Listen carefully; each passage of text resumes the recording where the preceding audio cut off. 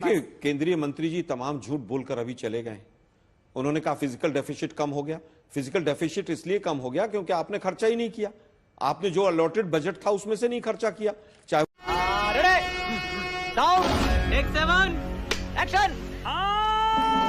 कह रहे कुछ तो अच्छा देख लीजिए, यही रिबेट आप कितना दे पाते थे? अगर मुकाबले में 12 लाख तक टैक्स फ्री किया गया है तो इसमें क्यों नाक मुंह सिकोड़ना? ये बड़ी ही विचित्र और वाहियात बात की है आप। देखिए, किसी ने नाक मुंह नहीं सिकोड़ी। ये तो 240 का कमाल है।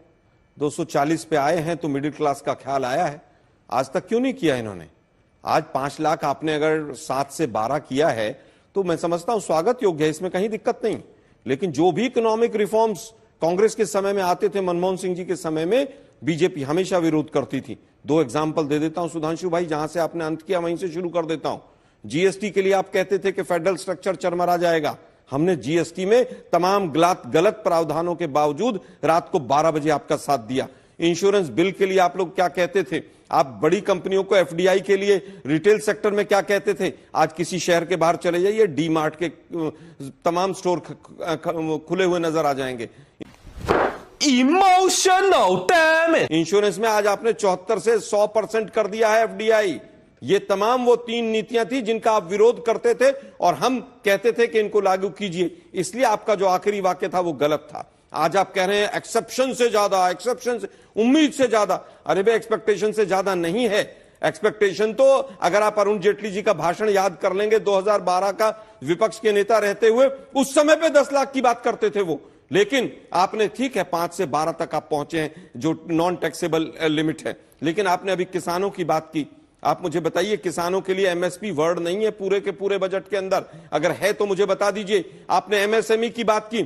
सितंबर से लेकर दिसंबर तक 4 महीने में 20,000 के करीब एमएसएमई बंद हुई है। ये पार्लियामेंट के रिकॉर्ड में आंसर है राइटिंग में।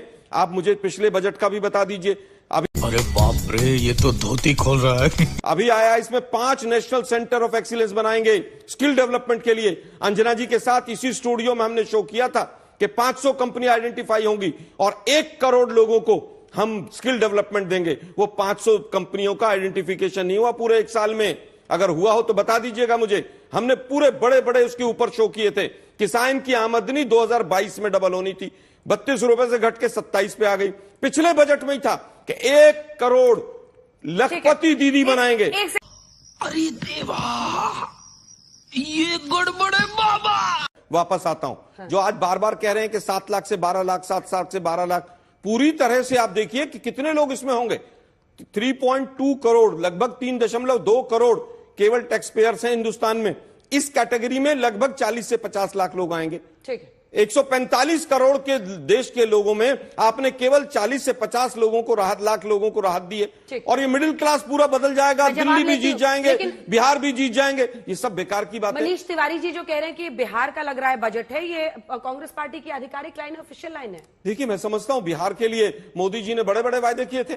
1 लाख करोड़, 80,000 करोड़, 1.25 लाख करोड़, विशेष राज्य का दर्जा, वो तो सब पूरा हो गया होगा। ठीक है। पिछले करवाली बेइज्जती।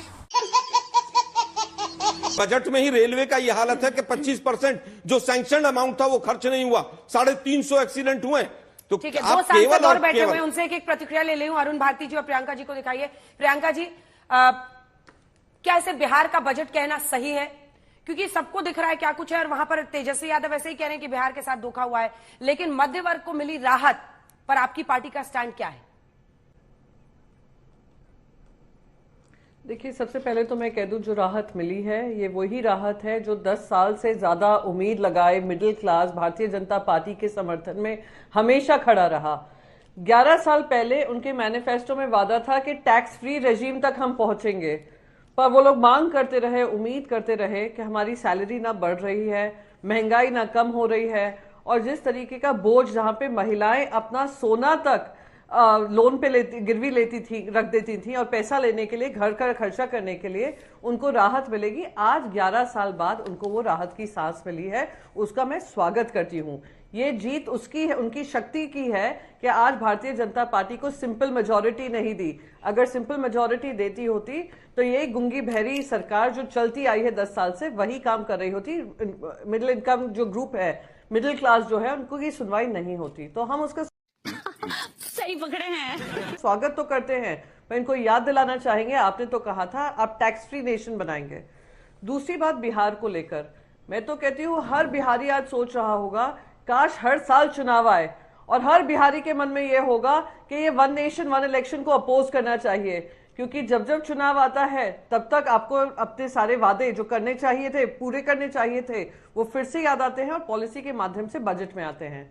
दुख इस बात का होता है क्योंकि मैं महाराष्ट्र से हूं और हाईएस्ट कंट्रीब्यूटर है टू द नेशंस इकोनॉमी, पर उनके बारे में एक शब्द नहीं बोला गया, एक वर्ड नहीं आया, महाराष्ट्र का एक बार नाम नहीं लिया, क्योंकि वहां पे 100 से ज्यादा एमएलए जीत कर आए हैं, तो शायद उसी का खामियाजा महाराष्ट्र को भुगतना पड़ रहा है।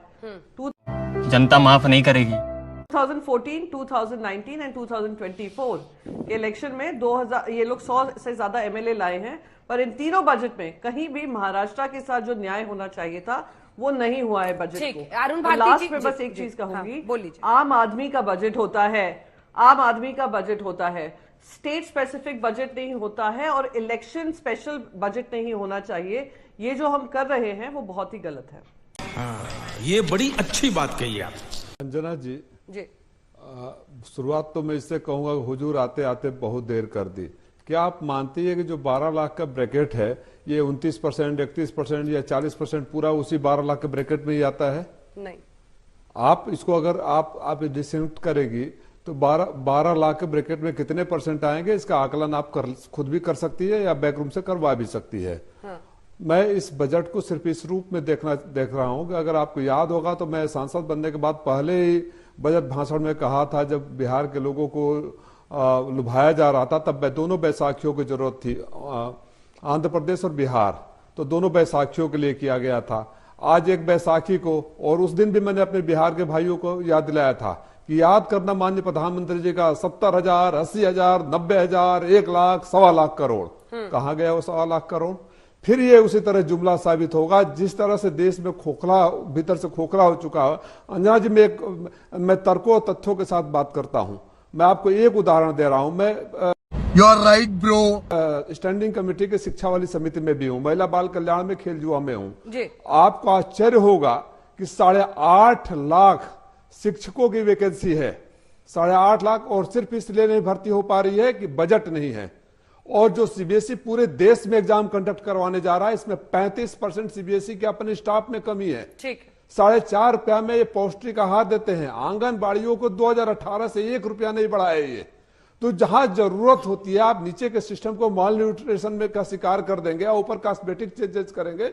जब नींव कमजोर होगी तो बिल्डिंग कभी मजबूत नहीं हो सकती। इस बजट में किसानों की आय दोगुनी हो गई, रोजगार की बात हुई, नौकरी की बात हुई, रेलवे देने की बात हुई, और खास तौर से मेरे उत्तर प्रदेश के, आपने कहा कि मैं उत्तर प्रदेश से आता हूं, सरकार बताए कि उत्तर प्रदेश को उन्होंने क्या दिया है। हमारे यहाँ एक कताई मिल है, 8 साल पहले प्रधानमंत्री जी, कपड़ा मंत्री जी और मुख्यमंत्री जी तीनों ने वादा किया था उस कताई मिल को बंद कर देंगे, तब से शुरू कर देंगे। 7 बार आ गया। बहुत देर कर दी। तुम्हें शर्म है? कुछ शर्म आया है? अब तो जो तमाम आरोप लग रहे थे सभी मेहमानों को जल्दी से दिखा दीजिए। एक प्रतिक्रिया आलोक जी की इस पर ले लेते हैं, उसके बाद से चलेंगे सुधांशु जी। देखिए, केंद्रीय मंत्री जी तमाम झूठ बोलकर अभी चले गए। उन्होंने कहा फिजिकल डेफिसिट कम हो गया। फिजिकल डेफिसिट इसलिए कम हो गया क्योंकि आपने खर्चा ही नहीं किया। आपने जो अलॉटेड बजट था उसमें से नहीं खर्चा किया, चाहे वो बजटरी एलोकेशन था या कैपेक्स था, उसमें से 2.5 लाख करोड़ रुपए आप खर्च नहीं करेंगे तो फिजिकल डेफिसिट अपने आप कंट्रोल में आ जाएगा। अभी उन्होंने कहा कि 1 लाख करोड़ रुपया लोगों के जेब में आ जाएगा। जो 7 लाख से 12 लाख का स्लैब जो रिलीफ मिल रहा है उसमें लगभग 72,000 करोड़ का फायदा होगा। वो कह रहे हैं सारा पैसा इन्वेस्ट हो जाएगा। अगर 72,000 करोड़ रुपया इन्वेस्ट हो जाएगा तो जीएसटी कितना कमा लेगी सरकार, जरा इसको भी देख लीजिए। आपने 72,000 करोड़ रिलीफ की बात की, लेकिन आपने 16,000 करोड़ रुपया फर्टिलाइजर की सब्सिडी घटा दी इस बजट में और पेट्रोलियम की 26% घटा दी। सोशल वेलफेयर, हेल्थ, एजुकेशन और एग्रीकल्चर, चारों के बजट आप पिछली बार से तुलना कर लीजिए, क्या हालत है। मनरेगा इतना छोटा पहले कभी नहीं हुआ होगा का बजट बढ़ाया नहीं। जल जीवन मिशन जो पानी के लिए आपका था, 2022 में सबको पानी मिलना था, वो 28 तक ले गए आप इस बजट के अंदर। चलिए सुधांशु जी जवाब मैं समझता हूं कि पूरी तरह से झूठ का पुलिंदा है। रुपए की तुलना में डॉलर मजबूत होता जा रहा है, उसके लिए क्या होगा। अभी उन्होंने कहा साहब एक्सपोर्ट बढ़ जाएगा। अरे भाई हमारा रुपया कमजोर हो रहा है तो एक्सपोर्ट कैसे बढ़ेगा? पहला सवाल। दूसरा सवाल, आपने इंपोर्ट ड्यूटी मैक्सिमम चीजों पर कम कर दी। इंपोर्ट ड्यूटी अगर कम हो गई तो बैलेंस ऑफ पेमेंट और ट्रेड डेफिसिट जो चाइना के साथ है वो और बढ़ जाएगा। चलिए जवाब दीजिए। गरीब गरीब होगा इस बजट से, अमीर और अमीर हो जाएगा। मेरे सवालों का उत्तर दीजिए। Sudhanshu ji. Emotional damn it. तुलना में रुपया पिछले 6 महीने में कमजोर हो रहा है, उसको कैसे मजबूत करेंगे? एक कदम बता दीजिए भैया बजट में। एक अनकंफर्टेबल फैक्ट आया और डिस्टर्बेंस चालू। अरे भाई डिस्टर्बेंस की बात नहीं, मैंने नहीं कहा कि बिहार जवाब दे रहा हूं, बिहार के लिए बिहार का बजट अब आपने लगता कहा है कि बिहार को चुनाव देखकर किया गया। अगर मखाना बोर्ड से इतना ही अच्छा था तो मखाना बोर्ड शुरू कर दिया, क्यों नहीं बनाया आप लोगों ने? अब चूंकि आप बैठे हुए हैं वहां पर स्टूडियो में, तो आप मुझे झूठा कहेंगे तो रोकूंगा। मैंने शांति से आपको सुना। रूस से रूबल पे ले रहे हैं और चाइना भी नहीं घटी है। अरे भाई अपने मिनट में बोलिए भाई, क्या तरीका है बीच में डिस्कस करने का? अब सुनिए, अब वो जमाने गए जब डॉलर के ऊपर दुनिया चलती थी। अभी ट्रंप ने थ्रेटन किया था कि दुनिया अगर डॉलराइजेशन की तरफ जाएगी तो अमेरिका जो नहीं हो रहा, डॉलर मजबूत हो रहा है। तो निर्मला जी कह रही है जापानीज येन के मुकाबले और दुनिया में जितनी भी करेंसीज नीचे गई है। अरे हवाई चप्पल वाला हवाई जहाज में चल रहा है, बीच में डिस्टर्ब करने का अलावा कोई विकल्प नहीं रहता है। अब आपके जमाने में वो दिन गए जब कभी लोग गए रुपया डॉलर की लैला हुआ करता था कि एक चाबुक उधर। आप कुछ भी बोलो, ये नहीं सुनने वाला। राजीव जी सिर्फ 30 सेकंड में अपनी बात कहिए, जल्दी से 30 सेकंड में। 30 सेकंड तो कम पड़ जाएंगे। सुधांशु जी को इनकी पुरानी बातें याद दिलाने के लिए इनका प्रवचन सुन रहा था। रुपए की कीमत गिरती है तो देश का सम्मान गिरता है, यही लोग बोला करते थे। पेट्रोल डीजल के दाम कैसे कंट्रोल में आते हैं, मोदी जी बोला करते थे। सारे फार्मूले भूल गए, जोर जोर से झूठ बोलना शुरू कर दें, उसके बाद बोलेंगे कि कांग्रेस ने किया, फलाने ने किया, फलाने ने किया। आपके सारे कैलकुलेशन को गड़बड़ाने का काम रुपए का। अरुण भारती जी 30 सेकंड जल्दी से। मैंने आपको अभी तुम चुल्लू भर पानी में जाके डूब के बचाओ। खत्म। Bye bye, tata, goodbye, गया।